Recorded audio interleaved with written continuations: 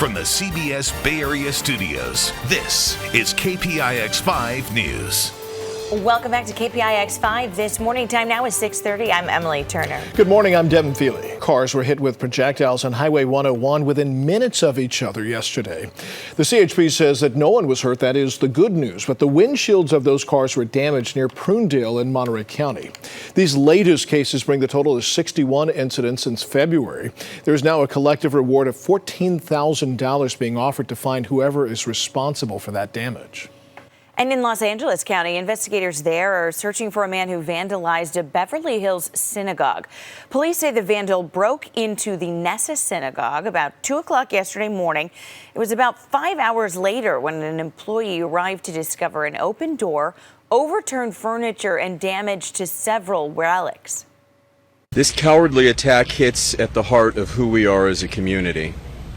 It's not just an attack on the Jewish community of Beverly Hills. It's an attack on all of us.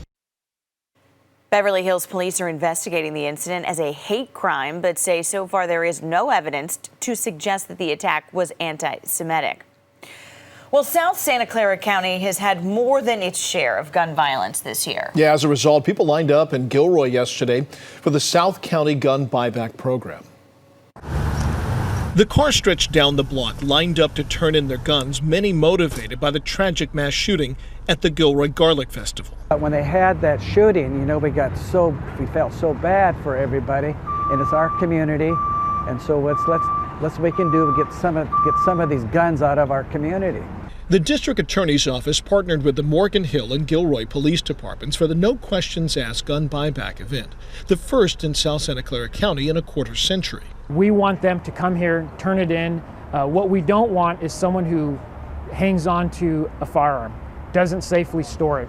Perhaps their home then is broken into and burglarized. That firearm now is taken and used to commit a crime. The district attorney's office offered $100 for every handgun and rifle and $200 for assault weapons, although most say they simply wanted a safe way to dispose of guns they no longer needed or wanted.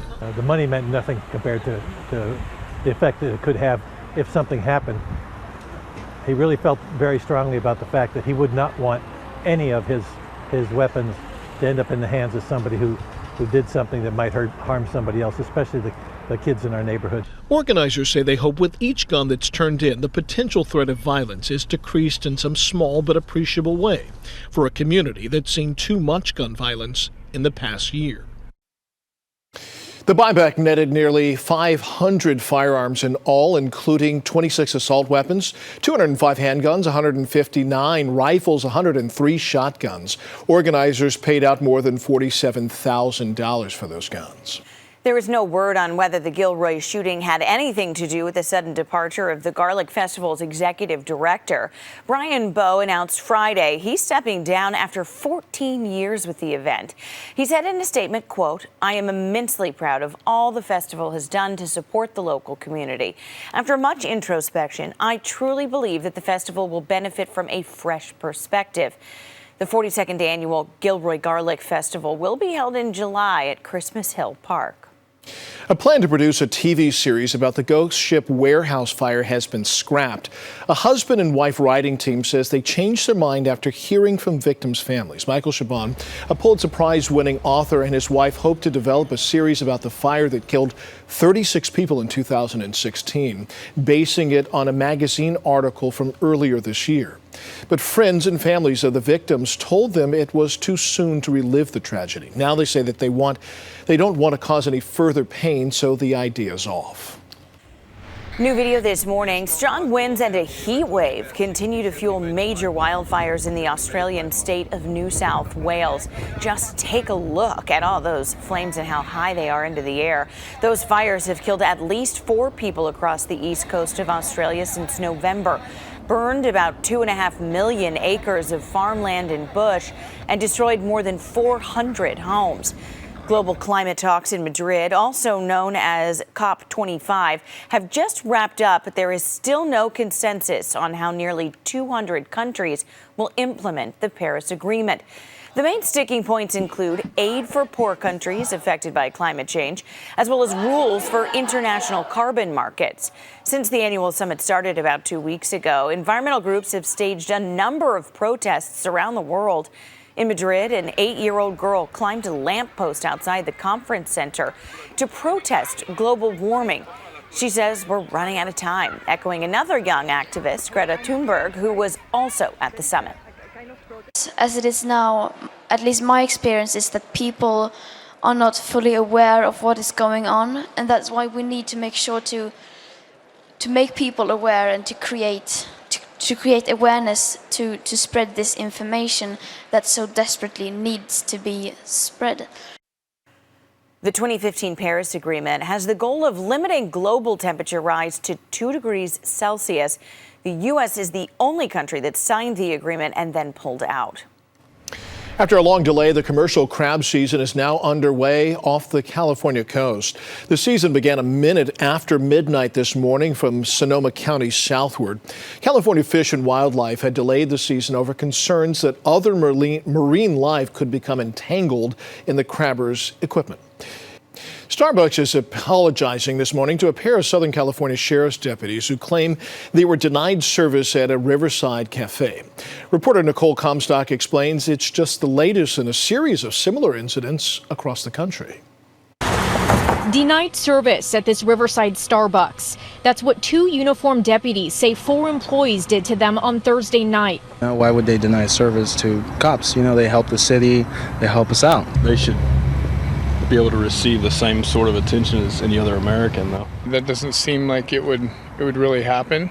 But Starbucks admits the deputies were ignored for nearly 5 minutes. The company said there was no excuse for any customer in or out of uniform to experience that, and apologized for any, quote, intentional or unintentional disrespect. I don't know, might be something personal, might not be. I think there'd be some more investigation needed. I don't know, they were nice to me. But the sheriff of Riverside County is calling it like he sees it. Chad Bianco tweeted, 2 of our deputies were refused service at Starbucks. The anti-police culture repeatedly displayed by Starbucks employees must end.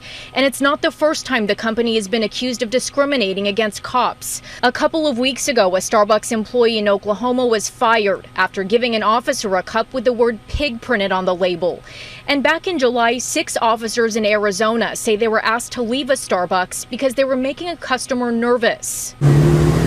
But a law enforcement source tells us these deputies were professional and polite, that when they asked to be served, they were disrespected and ignored, while many other customers inside were able to place their orders. That was Nicole Comstock reporting. Starbucks says the deputies were not flat out refused service, but the company acknowledged that its employees were not attentive to them. It added in a statement, quote, "There is simply no excuse for how 2 Riverside deputies were ignored. We are deeply sorry," and reached out to apologize directly to them. A Paradise family who lost everything in last year's Camp Fire is preparing to celebrate the holidays in a brand new home. The Roberts family could not hold back their tears when they saw their new tiny house on Thursday. Volunteers from the Reach Out Worldwide Foundation spent 4 days building it. My reaction was like, this ain't my place, They did such a good job. It was like a dream come true. Robert says that since the fire, his only goal has been to keep his family safe and to keep them dry. His new home will help him do just that. An artist in the Lake Tahoe area is using a peculiar source of materials for his work and sending an environmental message at the same time. Mark Salinas collects broken sleds and abandoned by folks who visit the North Shore to play in the area's snow. So this is going to be the top.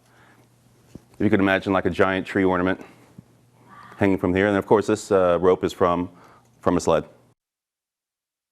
Salinas says that he hopes to spread a powerful message about the harmful effects of plastic on the lake. The artwork is on display at the Boatworks shopping mall in Tahoe City. if you are headed outside, and perfect day for your outdoor activities all the way through Monday. Clouds return Tuesday, some showers overnight into Wednesday for a wet commute in. And then it's going to be cloudy before the next round of real rain hits on Saturday. Little sunshine in the forecast. Thanks so much for joining us. CBS Sunday Morning with Jane Pauley is next right here on KPIX 5. Enjoy the rest of your Sunday. Thanks for joining us.